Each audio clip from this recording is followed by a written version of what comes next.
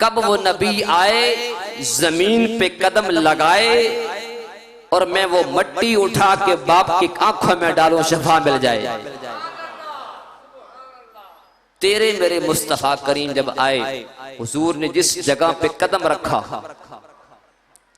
उस बच्ची ने वहां से मट्टी को उठाया, अपने दुपट्टे में उसने लपेटा, बांधा और घर लेके कहा, बाबा मैं आपके लिए दवा ले आई हूं, आंखों में डालूं?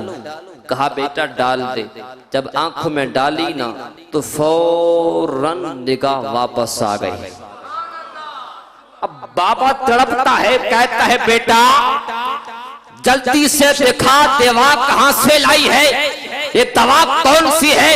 जब बेटी ने अपने दुपट्टे को खोला, बाप ने देखा मट्टी है। बाप कहता है बेटा मैं बूढ़ा हो गया हूँ, आज तक मैं ये सुनता आता रहा, मैं देखता आता रहा, समझता आता रहा कि मट्टी आंखों को खराब करती है। बेटा ये कौन सी मट्टी लेके आई हो तो आंखें ठीक कर रही है? तवज्जो तवज्जो तवज्जो। बेटी कहती है बाबा बाबा बाबा मैं भी जानती हूँ मट्टी आंखों को खराब करती है, लेकिन वो मट्टी और होती है, ये मट्टी और है।